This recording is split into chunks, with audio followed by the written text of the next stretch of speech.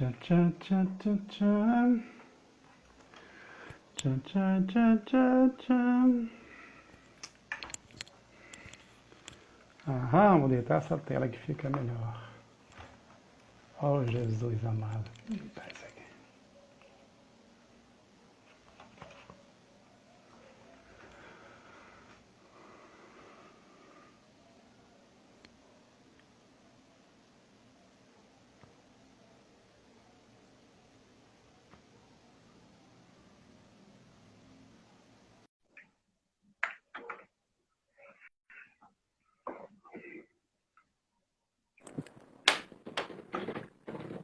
Salve, Brahmashi! E Krishna! Krishna, cá estamos, o atraso. Tudo bem, não tem problema. Você Eu estava está de aqui lado. passando de lado?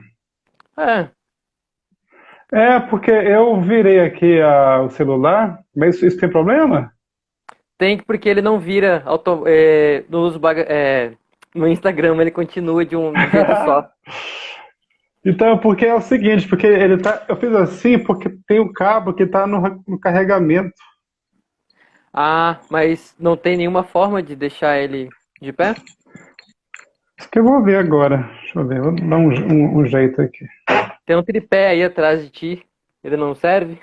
Rapaz do céu! Peraí, eu tenho um tripé, cara. É verdade, pois. Ô, raios, se não falasse. Krishna que mostrou aí. Pois é para essas coisas mesmo, né? Que serve o tripé. Eu, eu comprei esse negócio aqui, mas ainda não usei. Bom momento. Pois é, muita calma. Porque o tripé. Peraí. Ele só serve para colocar ele deitado, né, ou não? Não, se você conseguir girar, tem como. Se o tripé tiver esse acesso de giro em cima, daí ele pode deixar o celular de pé. Ah, é? Tem que ver em cima no tripé mesmo.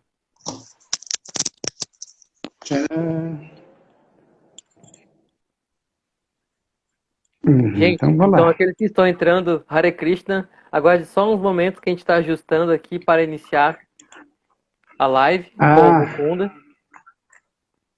eu tô aqui apanhando aqui do tripé, mas vai dar tudo certo. Peraí. Dará. Ah, tá. Agora saquei. Tem um negócio que entra aqui por baixo. Uhum. I want to break free. I want to break free.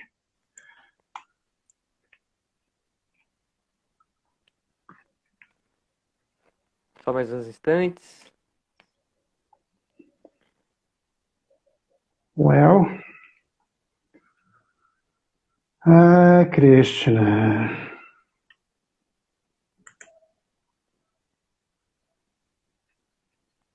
Ah, entendi. Acho que eu sei como é que eu vou fazer isso. Peguei seu tarraxa com o negócio. Eu tô fazendo duas coisas, mexendo. Ah, só virar o bagulho. Olha que doideira. Tcharam! Ah, rapaz, tá vendo só? Ah, Reverências, ignorante. Dragonata das Goswami Das. Jai. Saudades. Ragunato. Esse Ragunato é aquele que tá morando na França? Não sei se ele tá em Portugal, se tá na França, se tá em Mayapur. Ele tá no mundo espiritual, rodando pelo mundo material. Ah, ele é um Globetrotter, não para em canto nenhum, não. Ah, agora ficou legal. Eu vou um pouquinho por cima da minha mesa, aí fica melhor. I want to break free. I want to break free. I want to break free from your lies.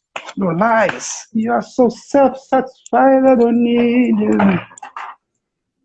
I want to break free. Ah, tá na França, tá na França. Yes, baby! Agora ficou legal, cara. Agora ficou legal. Coloquei aqui. Pô, e se você não me falasse, macho, eu nem ia lembrar que eu tinha esse tripé, cara.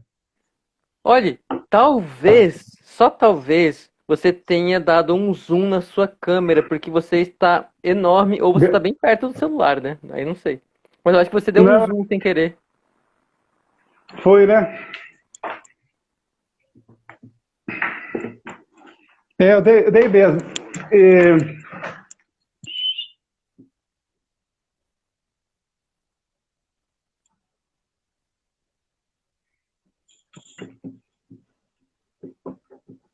uhum. Fiz um negócio muito doido aqui, peraí. Já resolvo. Mas se eu. Não, eu dei zoom mesmo. Como é que eu faço para deszoomar aí? Ah, você mexer com o dedinho assim. Isso. É coisa fácil, né? Aí. Uhum. Então agora eu acho que ele está aqui no ajuste que eu precisava. Vou fazer uma gambiarra, vou pôr aqui uma caixinha de remédio. Vai ser ele segura aqui que ele está descendo. Ah. Bom, agora ficou legal, né? Sim, você tá um pouquinho baixo, mas. Aí. Melhorou. Yes. Agora, baby, só falta aqui colocar aqui o cabo, porque essa bateria, ela não costuma ir longe. É, para que não aconteça que nem da outra vez, né? Para E as. aqueles. Yeah. Pouco- Sim, acho que podemos prosseguir agora. Podemos? Yes, baby.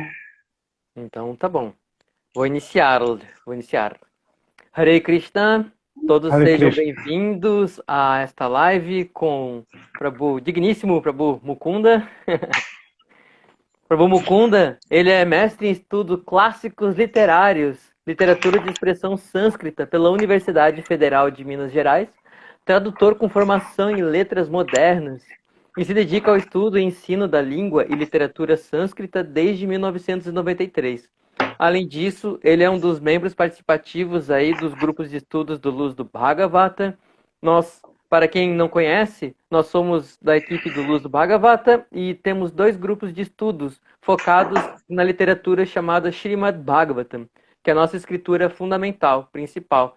Nós temos dois grupos quinzenais aos sábados, que acontecem. O primeiro grupo acontece às 19 horas e o segundo grupo começa às 9 horas da manhã. E são todos convidados a participar. Aqueles que quiserem podem entrar em contato com esse Insta do Luz do Bhagavata, a qual o Mukunda está presente agora. E o tema de hoje será a moralidade no Mahabharata.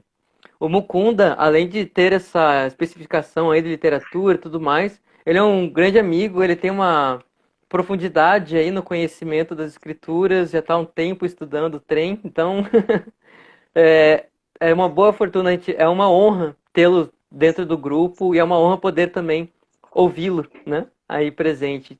Então, muito obrigado, Mukunda, por ter aceitado mais uma vez, ter participado de fazer uma live aí.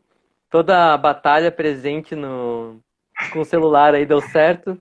E contamos aí com sua presença. E todos aqueles que quiserem participar, mais uma vez reforçando, dos grupos, depois entre em contato com a gente, ou comigo, ou com o Luz do Bhagavata, que a gente entre em contato e vamos dar sequência. Tá ok? Então, Mukunda, é contigo. Mais algo que eu possa servi-lo nesse momento? Não, tá tudo certo. Tá muito grato pela gentileza, pela apresentação. Viu? Eu sou apenas um Hari mal educado, mas vocês cismam que eu peço para alguma coisa, então vamos lá. Tá certo. Então, como um bom Harry mal educado, pode me enxotar daqui e manda Eu ver, vou- tá certo? é só apertar o X aqui, né? Então tá É, bom. Hare Então vamos Krishna. embora. Hare Krishna. Remover Brahmachis. Então vamos lá. Finalmente, eu não sei que horas são direito, mas eu acho que nós estamos no tempo. Vou acompanhar aqui no notebook para ver se eu não me perder. Então, hoje, supostamente, eu tenho que falar sobre a moralidade no Mahabharata. Então, assim, fazendo uma apresentação aqui brevíssima, para quem não tem assim, muita intimidade com o texto, o Mahabharata, ele está assim, é um texto difícil de ser classificado, mas segundo os critérios que a literatura conhece, que a crítica literária conhece, ele está classificado como um poema épico, né? E o poema épico, por definição, ele se destina a cantar os feitos dos heróis. Você vê isso claramente quando você começa a ler a Ilíada, e no proêmio da Ilíada, o poeta ele invoca a inspiração das musas, que é para que ele possa cantar os feitos de Aquiles. É isso que Aquiles também entra nessa mesma categoria, né? Então, como eu disse, o poema épico ele canta os feitos dos heróis. Essa palavra herói, ela vem de Heracles, né, que significa Hércules. O Hércules, portanto, ele é uma metonímia do herói. Por quê? Porque ele é filho de uma humana, né, de uma mulher, e de um deus, que ele era filho do próprio Zeus. Então, partindo daí, o Mahabharata também ele é um poema épico que, né, mantém essas características, e ele justamente começa com os heróis da Casa dos Kuros, ou seja, aquelas crianças que vão nascer ali dos casos românticos entre o pessoal do mundo dos deuses e o povo do mundo humano. E eu vou assim, focar assim, a minha fala na figura do Ashvatthama. O Ashvatthama, ele na verdade ele não é um herói, né? ele é um vilão, né? Mas os vilões eles são importantes, que eles dão trabalho para os heróis, e sem os vilões a narrativa ela não flui, né? Se os poemas fossem compostos só de heróis, seria uma coisa muito sem graça, e ninguém ficaria interessado por conhecer os poemas épicos, né? Porque são de fato os vilões, né, que dão vida à narrativa e faz a narrativa render. O Ashvatthama, esse nome dele é bem assim, tem uma formação curiosa, porque essa palavra Ashva, significa cavalo em sânscrito, né? Ashva. Ela é parente do nosso, do latim equus, né? Que vai dar o nosso égua, por exemplo.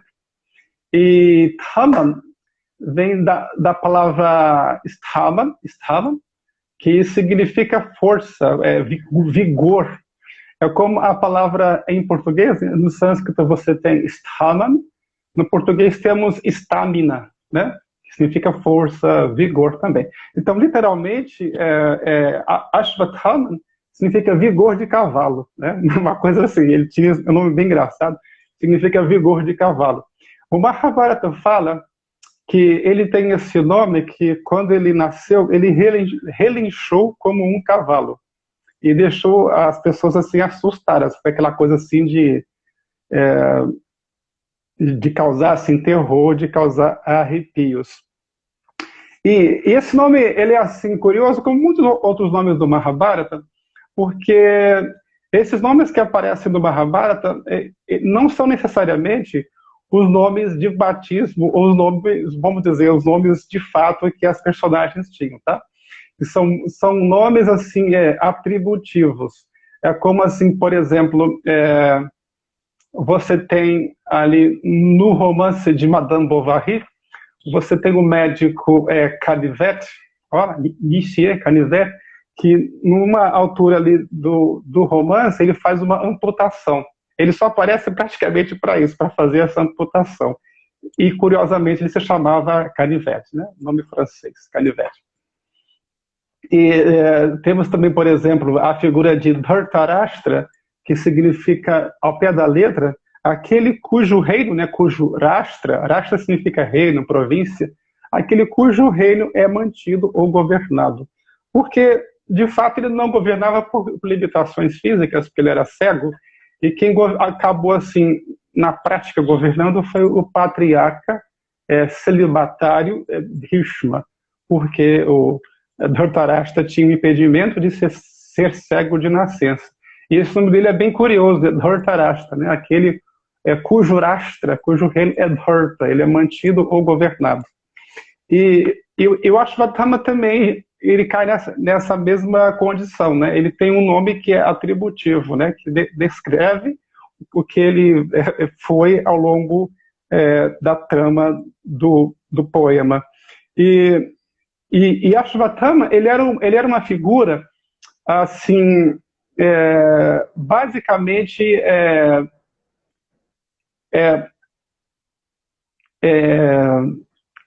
que é uma figura assim, basicamente passional, né, que agia muito por ímpeto, não era uma pessoa assim, muito reflexiva, não.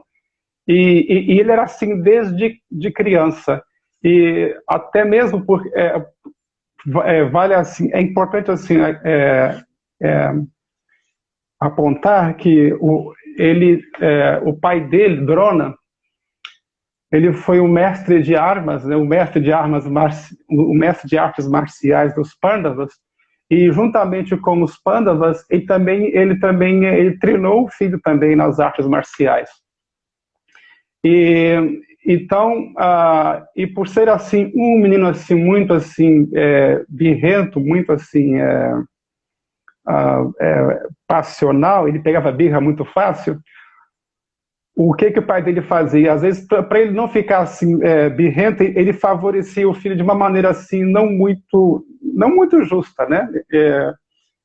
Ele sempre, quando ele dava uma tarefa para os seus alunos, como Yudhishthira, Arjuna, Bhishma, os irmãos gêmeos, né? Para os Pandavas, a mesma tarefa ele não dava para o Ashwatthama, ou então ele facilitava para que o Ashwatthama pudesse sair bem sucedido. Ele assim, naturalmente ele favorecia o filho, ele era assim parcial em relação ao filho. E então, e como já é assim de conhecimento, né, comum, o Mahabharata ele é um poema épico que ele descreve a trajetória dos Bharata, né, que Mahabharata a gente pode assim traduzir como a epopeia dos Bharata. Bharata era o nome de uma linhagem de reis que, segundo o épico, eles descendem de um patriarca chamado Bharata. E no sânscrito, quando o filho ele tem um nome em relação ao pai, você usa assim um recurso que você só alonga a primeira vogal e você já tem aí um adjetivo. É como você tem a palavra Maria, aí a partir de Maria você tem Mariana, né? Quer dizer, Mariana quer dizer de Maria. E você tem Bharata, que é o ancestral, Bharata, e você tem os descendentes, que são os Bharata, né? O pai é Bharata e os descendentes são os Bharata. Você só alonga a primeira vogal que aí você obtém um adjetivo. A gente chama isso de patronímico, né, quando o nome é em relação ao pai. É uma sutileza que nós temos no sânscrito que nós não temos no português, né, que é o alongamento de vogal. No português você tem a tonicidade, mas você não tem alongamento. Então essa é uma sutileza que tem no sânscrito. E o Mahabharata, ele descreve, né, como eu falei há pouco, descreve os feitos dos heróis, né, os heróis da linhagem que vem a partir do patriarca Bharata. E chega a um ponto em que, por uma questão de sucessão de trono, surge uma briga entre parentes. Então, na hora, as opiniões se dividem e um lado fica a favor dos Kuru. Kurus, né? De fato, todos eles são Kuru, né? Todos eles são da raça Kuru. Mas nesse ponto surge ali uma divisão e um grupo ficou do lado dos Kuru, que nesse contexto, os Kurus, a raça, ou seja, o grupo dos Kuru, era representado por Duryodhana e seus irmãos, né, que eles eram em número de 100, né, apenas 100 irmãos, né, pouca gente. E do outro lado você tem os Pandava, né, que eles são liderados por Yudhishthira, e em seguida você tem Bhima, Arjuna, Nakula e Sahadeva. São os cinco Pandava. Eu falo assim, os Pandava, porque eu não uso o plural. Em vez de falar os Pandavas, é como em português, você fala os Pereira, né? Os Silva, não é isso? Então eu falo os Pandava e não os Pandavas. Só para... Porque senão as pessoas vão pensar, por que o Mukunda não está colocando plural aqui nos Pandavas? A rigor a gente não põe plural. É como quando você vai citar o latim, por exemplo, se você tem só um pequeno assim, conjunto de prédios, você fala o campus universitário, né?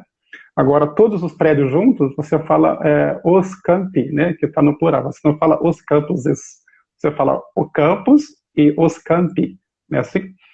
Então, quando eu cito assim, o sânscrito, assim, por questão de rigor, eu não jogo o sânscrito para o plural, tá? Só para vocês não ficarem assim, assustados com essa forma de citar o sânscrito tão assim profana de vosso amigo Mukunda. Desculpe esse pequeno parêntese, mas o assunto aqui é moralidade, né? Então vamos aqui seguir caminhando. Então, como é de conhecimento mais ou menos comum, nós entendemos que a moralidade é uma coisa que o ser humano ele não vive sem ela, né? Ninguém vive sem moralidade. Mesmo que você esteja sozinho, você age segundo os seus princípios morais, mesmo que não tenha ninguém te observando. Então, é uma coisa que ela acompanha o ser humano, né? E a moralidade, ela varia de acordo com a circunstância e ela varia de acordo com a época. E no caso dos poemas épicos, a moralidade também ela vai variar de acordo com a categoria do ser vivo. Um exemplo interessante é o caso é o que se sucede com a consorte, né? com a deusa Sati, que ela é a consorte ou a companheira eterna do deus Shiva.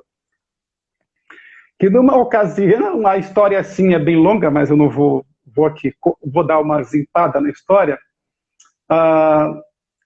Shiva teve um desentendimento com o seu sogro, que era o Daksha, e que essa figura também está também no grupo dos deuses. Ele não é um humano, ele é um deus, o Daksha. Então Shiva e Daksha se desentenderam. Aliás, foi Daksha que se desentendeu com Shiva, porque Shiva não se desentende com ninguém, né? Shiva é paz e amor, né? Então Daksha, ele ofendeu Shiva. Então Shiva, assim, ele cortou relações com Daksha. Ou seja, foi a atitude de uma pessoa nobre, né? De um cavaleiro, né? Porque um cavaleiro é assim.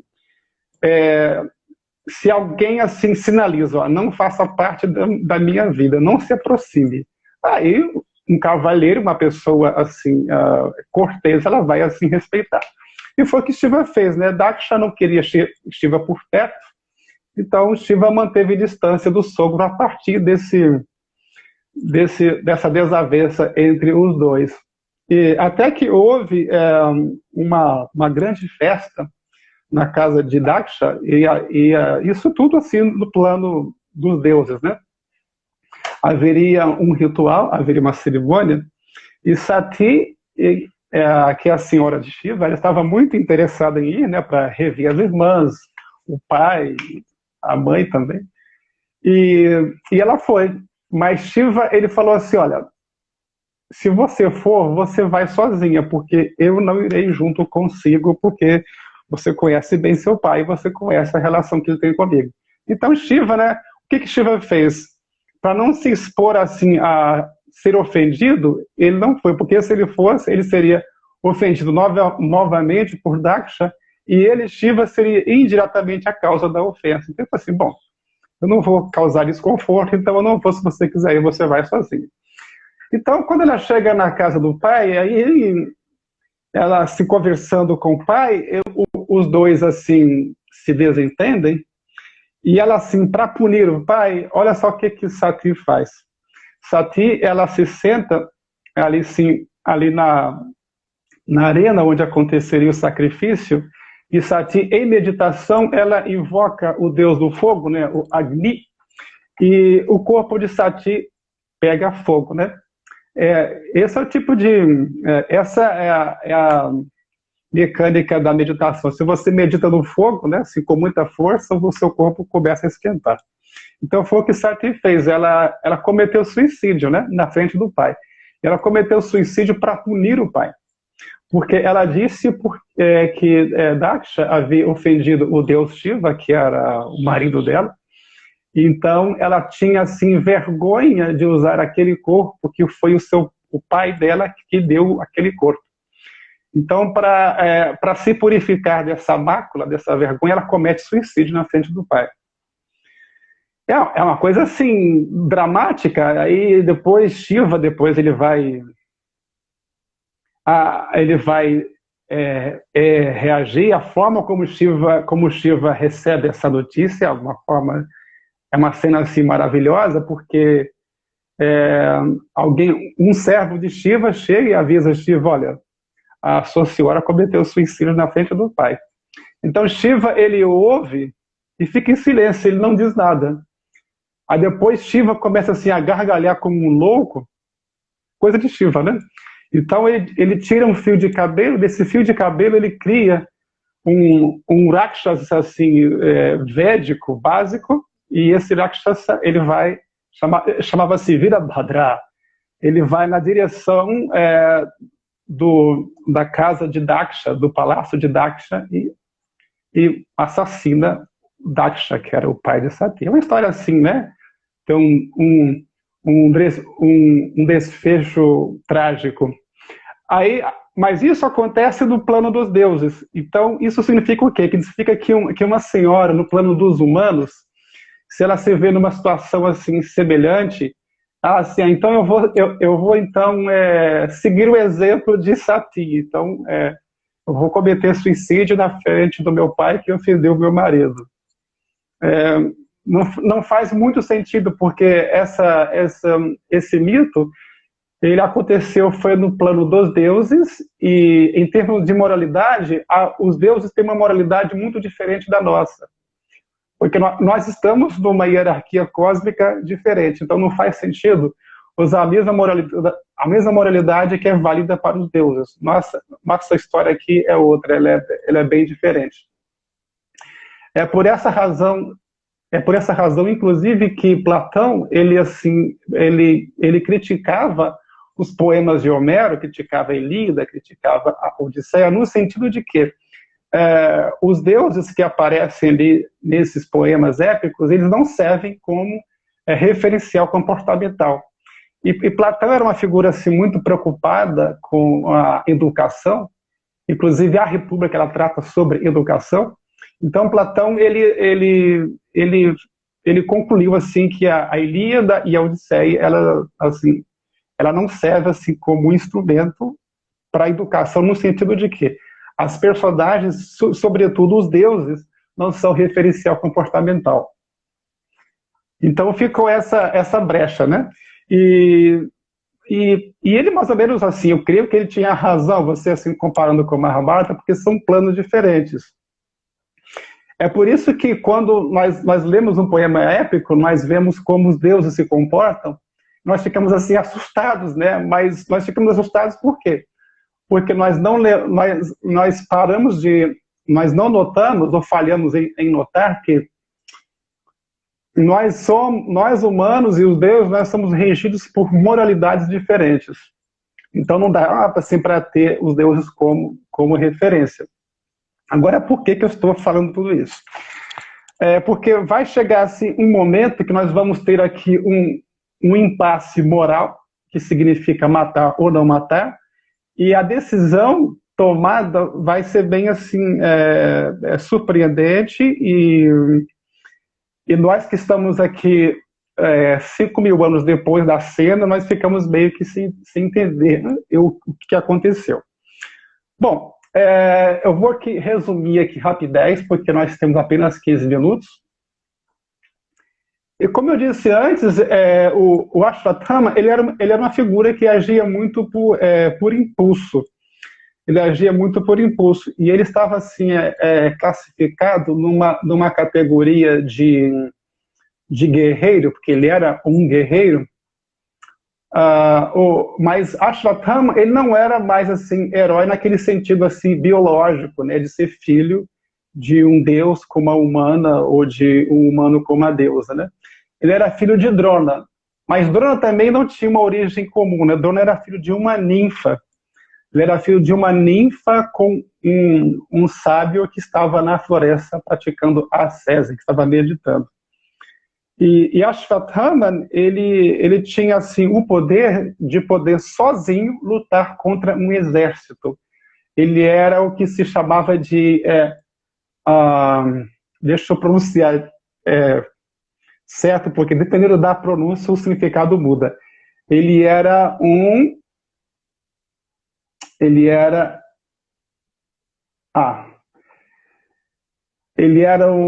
Maharatha. Falei certo. Porque se eu falasse Maharatha seria outra coisa. Ele era um Maharatha.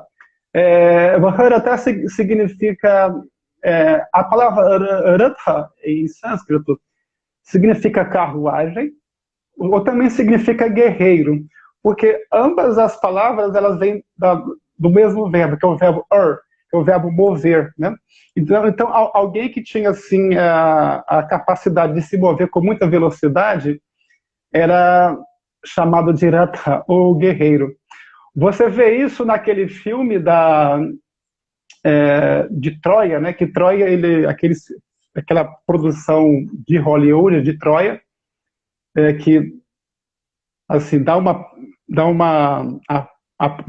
faz uma apresentação do que foi a Guerra de Troia. Assim, tem muitas coisas assim fantasiosas no filme, mas há uma cena no filme que ela é muito assim real quando ela assim ilustra a figura de Aquiles. Naquela cena em que Aquiles, eles estão assim na Tessalônia e vai acontecer uma guerra. Então, para evitar que a guerra aconteça, que muitas vidas se percam, eles decidiram o rumo da batalha à moda antiga, né? O melhor guerreiro de cada grupo seria selecionado, né? Cada guerreiro de um grupo, e esses 2 guerreiros eles iam se degladiar até a morte. Então foi o que aconteceu, né? Aquiles ele mata o herói, né? O guerreiro principal do outro grupo. E uma cena que me chama a atenção é quando o ator que interpreta o Aquiles, que é o Brad Pitt, ele está correndo em direção àquele cara enorme lá, né? E o guerreiro atira assim várias lanças e não acerta nenhuma, e Aquiles ele se desvia de todas. Aquiles ele é chamado na Ilíada de Aquiles Velocípedes. Velocípede significa pés velozes, né? Velocípede. Até acho que muitos de nós, assim, quando foram crianças, já tiveram um velocípede. Velocípede significa pés velozes. E um dos epítetos de Aquiles era Aquiles de pés velozes. Então, eu estou fazendo esse parêntese para vocês entenderem a palavra Ratha. Ratha significa carruagem, ou então significa uma pessoa que se move com muita velocidade, ou seja, um guerreiro muito hábil. Então, Ashwatthama, ele era uma Maharatha, ou seja, ele era um guerreiro que tinha a seguinte característica: ele podia sozinho enfrentar um exército. Era assim, um guerreiro formidável. Então, acontece a batalha entre os primos, né, os Kurus e os Pandava, e num dado momento da batalha acontece uma coisa também curiosa, que esse acontecimento ele vai contra o Dharma. Aí alguém pergunta, Dharma significa religião? Não, traduzir Dharma como religião é um negócio muito perigoso. Dharma é uma das palavras de mais difícil tradução na língua sânscrita. É quase impossível você traduzir Dharma, né? Mas assim, nós podemos assim, provisoriamente colocar Dharma mesmo sem tradução e assim apontar que Dharma significa, entre outras coisas, não só isso, mas assim, você seguir o caminho da virtude, ou seja, algo que houver na sua vida, não abandone a virtude. Então, Dharma significa basicamente você seguir o caminho da virtude. Tá? Ainda não é uma tradução assim boa, mas ela serve aqui nesse momento.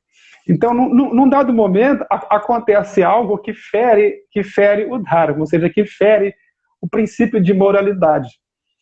Ou seja, era uma cena que numa situação normal seria impensável. Foi quando Drona, o pai de Ashwatthama, ele é assassinado.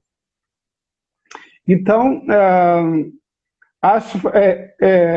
o próprio Krishna que arquitetou isso, imagina só, Krishna, que é uma coisa assim paradoxal, né? Porque Krishna, entre outras coisas, ele é um avatar que ele vem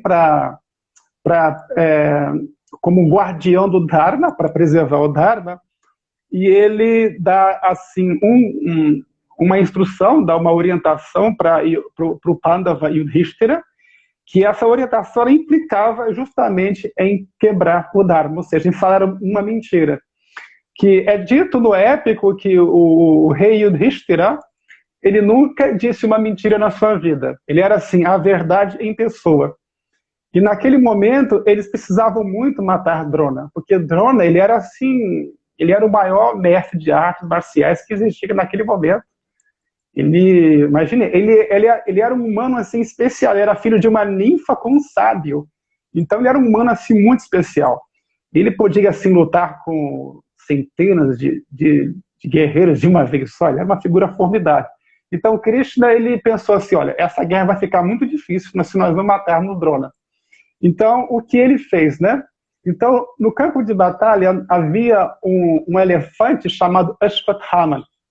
Imagina, o mesmo nome do filho dele, né? Que é o guerreiro Ashwatthama. Então, e no meio da batalha, esse elefante ele foi atingido por uma lança, esse elefante morre, e Krishna fala assim, dá um grito aí e anuncia para Drona que Ashwatthama foi morto. E até aquele momento, Drona não estava assim, vendo a cena e sabia que foi um elefante que morreu. Então, Yudhishthira, ele passou a mensagem conforme Krishna orientou. Ele falou assim, bem alto, Ashwatthama, o elefante morreu. Então, a parte do elefante, ele falou baixo. Então, quando o Drona, ele escuta aquilo, ele imaginou, foi meu filho que morreu. Então, naquele momento, o filho de Drona, que era o seu unigênito, né, o seu único filho, naquele momento em que Drona ele entende que ele tinha perdido o filho, ele ficou assim, ele se sentou no meio do campo de batalha, ficou assim melancólico, ele ficou assim, a moral dele baixou naquele momento, ele ficou assim melancólico, e nesse momento, um guerreiro que estava ali próximo a Ashwatthama, a Drona, que era o Drishtadyumna, que inclusive era irmão de Draupadi. Aí, Drishtadyumna, ele percebe que aquele é o momento, e ele vai correndo mais uma vez, ele vai assim correndo, né, com muita velocidade na direção de Drona, ele pega assim a sua espada e no só golpe ele decapita Drona. Lógico, por trás disso aí tem outra história também que envolve moralidade, porque Drona, ele era um mestre de Drishtadyumna. Ele era um mestre de Drishtadyumna, ele era um mestre de artes marciais de Drishtadyumna. E Drona também, ele sabia que que Dursadyumna ele foi concebido desde o nascimento, né, mediante um sacrifício, e ele se destinava a matar Drona. E mesmo assim, sabendo, Drona, ele seguiu o Dharma e ele treinou aquele que seria seu assassino. Só para você ver como esse elemento Dharma, ele é o fio condutor de todo o Mahabharata, né? Então, assim que ele recebeu a notícia da morte do pai, Ashvatthama, ele ficou assim, muito, muito, muito perturbado. Então, assim, no ato impetuoso de vingança, ele vai assim à noite, ele vai no acampamento dos Pandava, e isso era, assim, segundo os códigos de guerra do momento, aquilo era considerado assim uma atitude, uma ação, né, contra o Dharma. Ele feriu o Dharma porque naquela época as guerras elas aconteciam sob códigos que hoje seriam impensáveis. Como, por exemplo, você não podia atacar um inimigo depois que o sol se punha. E as guerras elas aconteciam num lugar retirado, né, fora da população, longe da população civil, coisas assim que hoje em dia não são praticadas. Então, isso era outro momento, né? Os códigos eram muito elevados, a moralidade era muito elevada. Os seres humanos tinham uma moralidade que estava assim, muito perto da moralidade dos deuses. Era uma coisa bem assim, diferente do que nós temos hoje. Então, Ashvatthama, ele invade o acampamento dos Pandavas, ele faz algo assim terrível. Ele mata vários guerreiros que estão ali no acampamento, que estão vigiando, e não satisfeito, o que ele faz? Ele decapita, ele corta as cabeças dos 5 filhos de Draupadi, que era esposa de Arjuna. Um dos Pandavas, aliás, ela era esposa dos 5 Pandavas, é outro caso também, assim, bem diferente da nossa experiência. E assim, e depois que ele mata os 5 filhos de Draupadi, e foi assim uma forma de se vingar muito cruel, porque ele matou esses meninos, que era assim para evitar que os Pandava tivessem descendência. É uma forma muito cruel de você matar uma pessoa, né? Você matar a sua estirpe, né? Você matar os seus filhos. E a intenção foi essa, deixar a casa Pandava sem continuidade. E depois que ele decapita os meninos, ele chega todo assim orgulhoso, né, para dar a notícia para Duryodhana, que era o seu senhor, né, era o seu mestre, porque ele era um vassalo de Duryodhana, porque Ashvatthama ele era rei de um reino que ficava assim, mais assim ao norte, e ele era um vassalo do rei Duryodhana.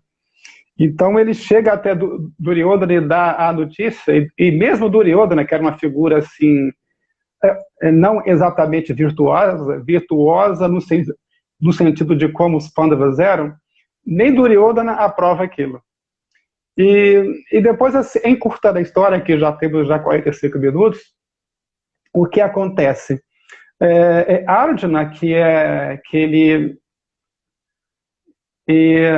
é marido de Draupadi, portanto, ele era pai de um dos meninos, ele vai assim na captura de Ashvatthama, e ele consegue capturar Ashvatthama. Eu vou encurtar essa história, que a história é longuíssima. Ele captura Ashvatthama, e faz assim, Ashvatthama assim, amarrado como um animal, e ele põe Ashvatthama assim, diante de Draupadi, porque naquele momento, se nós fôssemos assim, pensar assim, numa decisão por emoção, né, só por ímpeto, a consequência natural é que Ashvatthama seria morto também, né? No mínimo decapitado, assim como ele fez com as crianças que foram decapitadas dormindo, que é outro problema ético também. E aí, nesse momento, existe uma argumentação, existe uma discussão. Arjuna, ele é a favor de matar Ashvatthama, Bhishma, ele é a favor de matar Ashwatthama.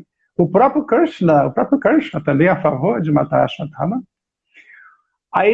Mas agora veio uma surpresa. Draupadi, que era a mãe, sim, ele matou sabendo que eram crianças. Ele sabia, foi uma coisa assim, um ato de muita crueldade. Eles sabiam que eram crianças e sabiam que eram os rebentos dos Pandava.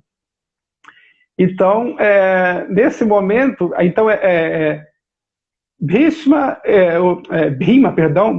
e Krishna e Arjuna, esses três, eles estavam assim, pró matar o Ashwatthama, né? Eles eram a favor de matar. Aí, nesse momento, Draupadi, ela tem assim uma atitude surpreendente, uma atitude inusitada, até mesmo para os códigos morais conhecidos ali naquele momento. Aí, o que ela fala? Bom, quando eu perdi os meus 5 filhos, eu sofri muito. E agora, se nós matarmos Ashwatthama, a mãe de Ashwatthama, que é a Kirpi, né, que era a mãe de Ashwatthama, ela também vai sentir o mesmo que eu senti. E talvez seja pior, porque é o único filho que ela tem. E já era uma senhora, né, o único filho que ela tem. Então ela não queria que matasse, imagina, o próprio agressor que matou os seus filhos. Ela não queria que ele fosse morto, porque ela não queria que a mãe de Ashwatthama sofresse como ela sofreu. Então, o que aconteceu? Aí, Krishna ele olha para Arjuna, Arjuna olha para Krishna, então Krishna deixa a decisão nas mãos de Arjuna. Porque, afinal, Arjuna que era o pai, né? Então, Arjuna ele toma uma decisão que ela resultou em satisfazer tanto Bhima quanto Draupadi, né? Que os dois, um queria a morte de Ashwatthama e Draupadi não queria. Então, o que ele fez? Ele tirou a joia que enfeitava o cabelo de Ashwatthama e cortou o cabelo de Ashwatthama e tirou todas as insígnias que ele usava, que eram insígnias da casta a que Ashwatthama pertencia. Ou seja, a partir daquele momento, ele se tornou um homem sem casta. Essa foi a punição de Ashwatthama. Aí nós olhamos assim, mas essa cena ela tem assim uma sutileza, porque ela não pode ser olhada com a experiência que nós temos hoje de sociedade, com a experiência que nós temos hoje de códigos morais, tá? Com a experiência que nós temos hoje de dinâmica social. Porque naquela época, naquela circunstância, tornar-se um indivíduo sem casta era pior do que morrer. Porque, por exemplo, para um guerreiro, se bem que a situação de Ashwatthama é bem assim, peculiar, porque ele não era da casta guerreira. Tecnicamente, ele era da casta Brahmani. Mas, enfim, né? Naquela época, para perder a casta era uma coisa muito séria. E significava, no caso de um guerreiro, no caso de um kshatriya, ele preferia morrer. Porque você se tornava uma pessoa sem lugar no mundo, você não tinha mais lugar na sociedade. Então, o que aconteceu com Ashwatthama foi isso, ele se tornou uma pessoa não grata e assim, ele se tornou uma pessoa sem lugar na estrutura social de castas. Então, essa foi a punição de Ashwatthama. E há outro detalhe também, que Krishna o teria também amaldiçoado, a se tornar imortal, um Tirandivin, que significa uma pessoa que vive para sempre. Porque aí, se ele vivesse para sempre, ele carregaria consigo a culpa e a vergonha de ter a sua vida poupada pelo resto da vida. Se bem que essa informação de que Krishna o teria amaldiçoado, ela é muito assim disputada, né, pelos estudiosos do Mahabharata, tá? Só foi mais uma coisa aqui que eu acrescentei aqui para apimentar a história. Mas é isso. Eu vou então encerrar por aqui. Então, o meu objetivo era falar sobre moralidade no Mahabharata. Então, eu comecei explicando o que era um poema épico e por que o Mahabharata era um poema épico, porque ele canta os feitos dos heróis, né, das crianças que nascem entre os romances entre deuses e homens, ou deusas, né, e homens. E assim, expliquei que a moralidade ela varia conforme circunstância e esse episódio que acontece no Mahabharata, que envolve Ashwatthama, ele envolve várias sutilezas com relação à moralidade e não dá assim para usar esse episódio e para discussões sobre, por exemplo, questões polêmicas como pena de morte de uma forma assim estereotipada. Porque mesmo no caso de Ashwatthama, porque na época, segundo os códigos morais, ele seria morto. Inclusive no Mahabharata, ele enumera as razões pelas quais ele deveria ser morto. Ele matou uma criança à noite, matou uma pessoa que estava desprotegida e invadiu um acampamento de guerra, ou seja, ele chutou o balde de todos os cantos, né? Ele feriu os princípios do Dharma de todas as formas possíveis. E então, de acordo com os princípios da sociedade védica, princípios assim que eram muito rígidos, ele seria sumariamente executado. Mas mesmo assim não foi. Interessante isso, né? Então hoje, como nós falamos assim de pena de morte, hoje em dia, e alguns defendem assim com tanta certeza, e assim um assunto que é tão assim cercado de delicadezas, né? Isso defende assim com tanto simplismo, mas mesmo na antiguidade, numa situação em que alguém era envolvido numa possível sentença de morte, muitas vezes a pessoa não era morta, não. Então, um caso assim emblemático é esse caso de Ashwatthama. Tá certo? E esse é um assunto que me deixa um pouco assim desconfortável para falar, porque o tema é assim moralidade. Então, eu vou fazer aqui um disclaimer, uma isenção de responsabilidade, porque o assunto aqui é moralidade. Então, isso aqui seria um tema para um filósofo, né? Então, assim, eu toquei superficialmente porque eu não sou um filósofo, né? Eu sou apenas um linguista latino-americano sem dinheiro no banco e sem parentes importantes. Então, se alguém assim quiser contribuir com esse assunto, então eu acho que nós temos mais uns 5 minutinhos aqui.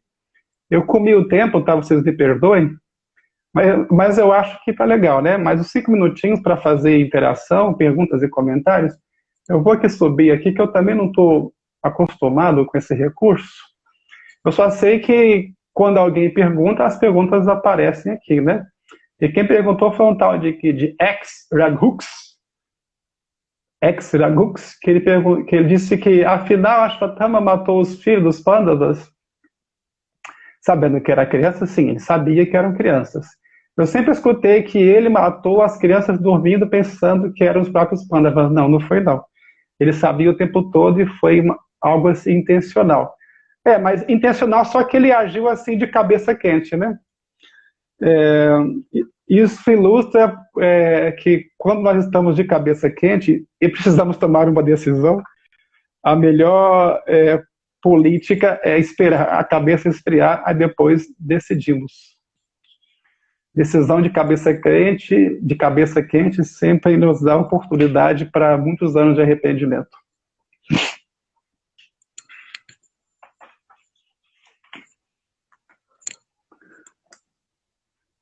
É o Raghunatha, yes! É o Raghunatha que está morando em França, né? Na França, estava em Portugal, mas não está mais em Portugal, está em França. Como os antigos diziam, em França.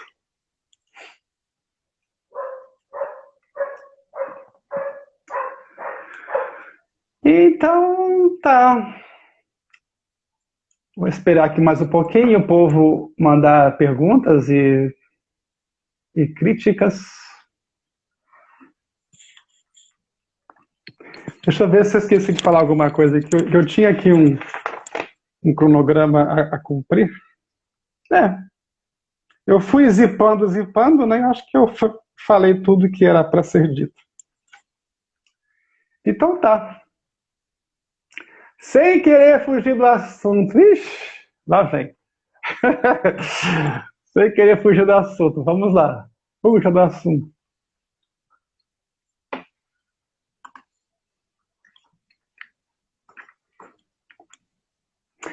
Fale mais sobre a tradução da palavra Dharma. Então, essa palavra, se você quer conhecer alguma coisa, em termos linguísticos, você vai na raiz, né? Não só em termos linguísticos, mas em tudo na vida. Se você quer saber por que o Raghunatha é assim, procura saber onde ele foi criado, como foi a infância dele, você vai descobrir por que ele é assim. Então as coisas são desse jeito, né? Para você saber de algo melhor, você deve buscar as raízes, as origens. Então, a palavra dharma, ela vem, no sânscrito, as palavras, elas são assim explicadas a partir das suas raízes verbais. A palavra dharma, ela vem da raiz verbal dhar. Na transliteração românica, né, no nosso alfabeto, nós escrevemos como D de dado, H de Homem-Aranha e R de rato. E R de rato com um pontinho abaixo do R, para indicar que é uma vogal cerebral. Assim. Então você fala dhar. Então vem dessa raiz dhar, a palavra dharma, e significa sustentar. E dharma, essa palavra assim,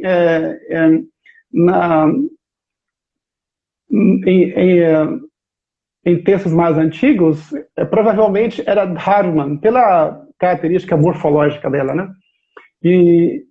Então dharma significa a ação de sustentar, ou seja, sustentação, né? Dharma significa sustentação. E aí?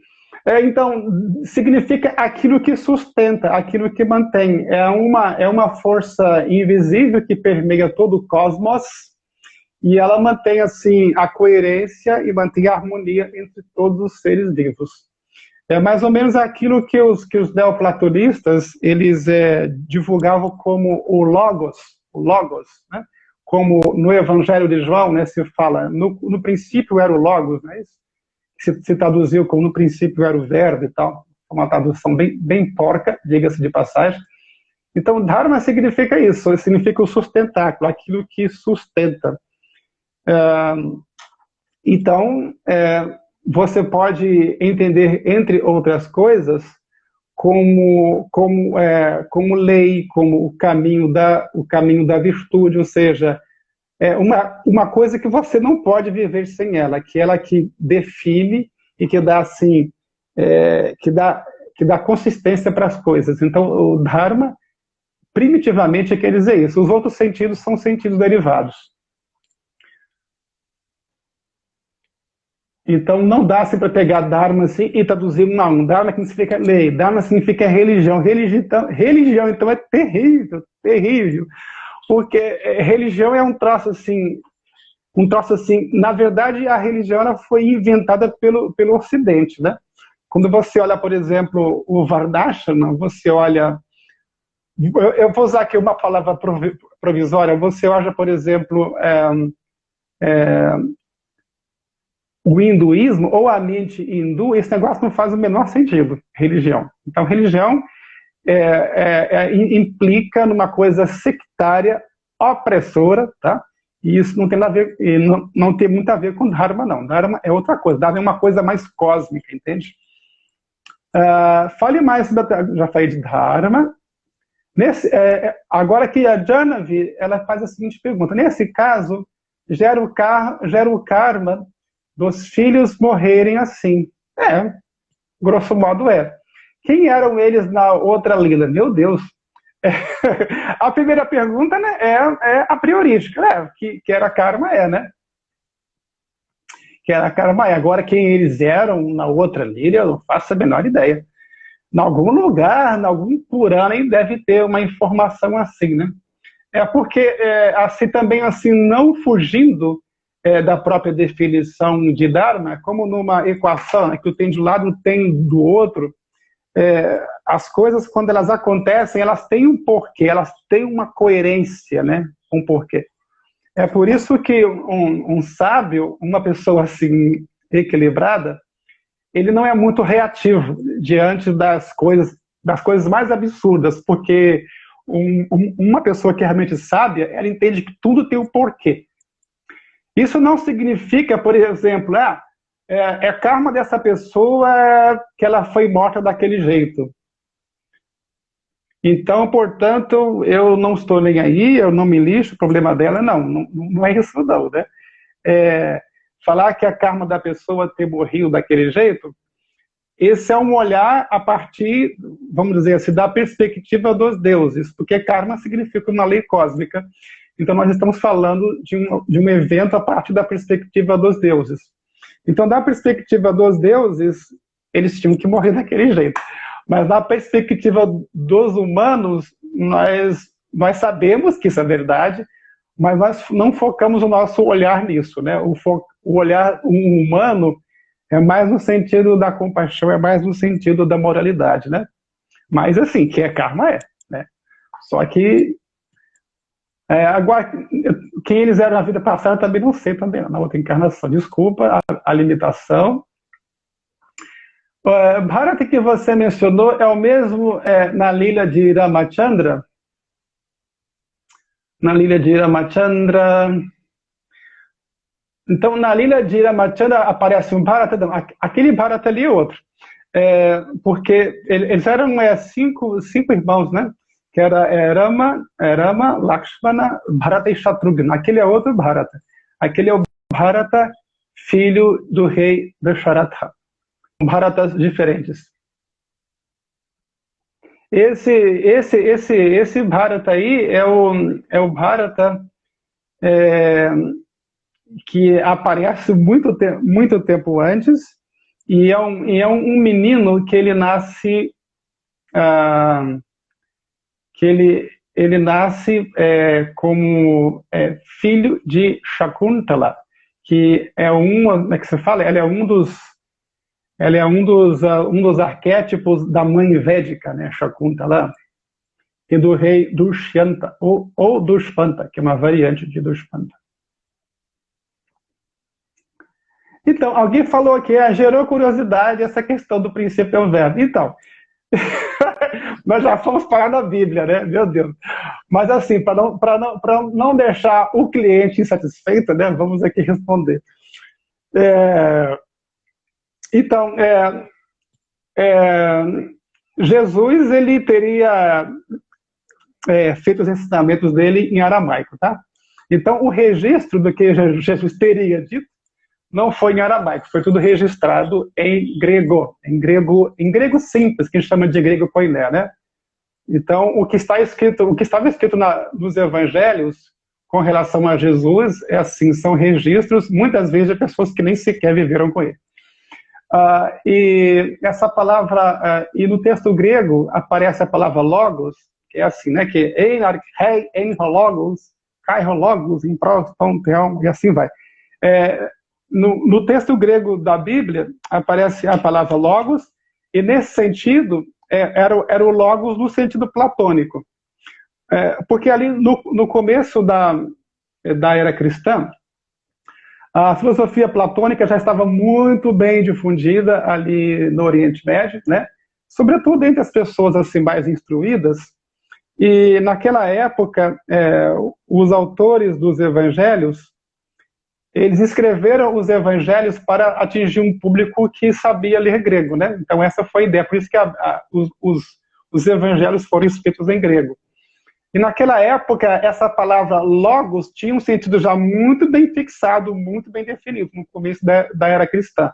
Ou seja, o autor, o evangelho atribuído a João, é chamado Katha Ioanen, né, que é o evangelho de João, ele com certeza foi feito por um autor que conhecia a filosofia platônica. Assim, pelo menos em linhas gerais, a pessoa sabia, né?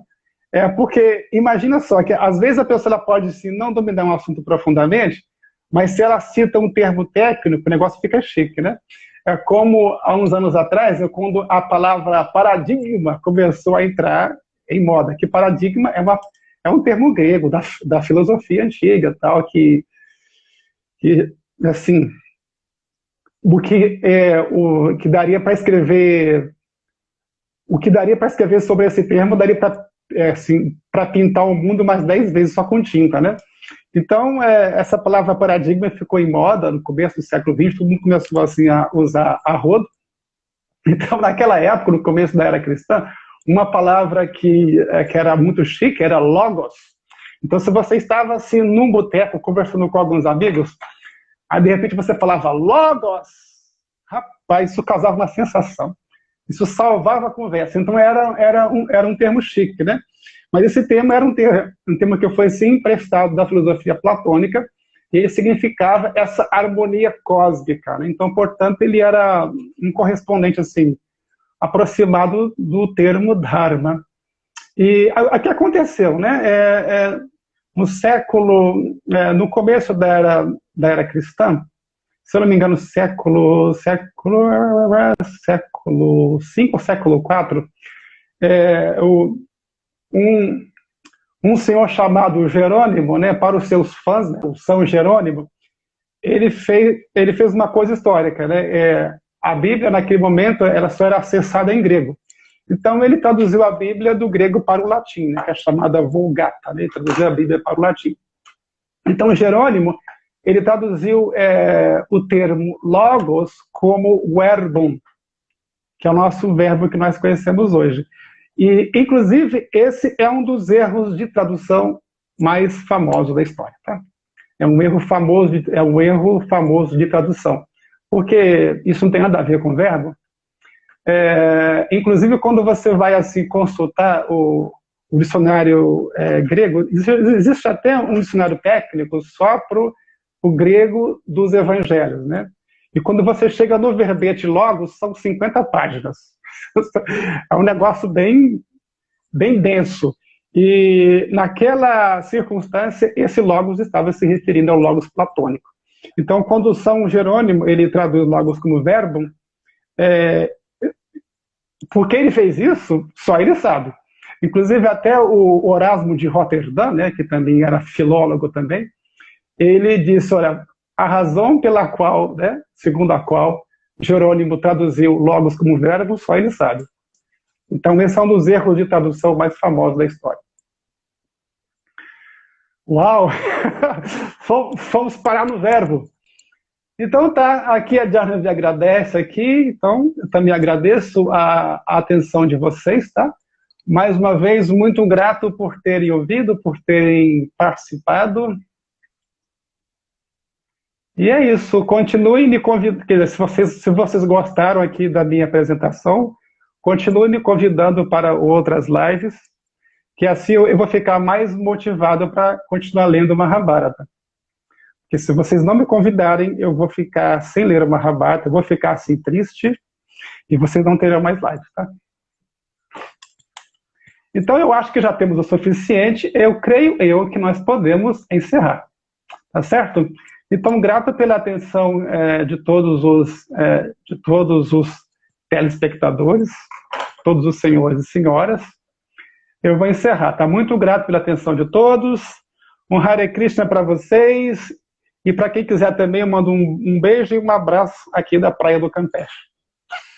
Tá bom? Até daqui a pouco.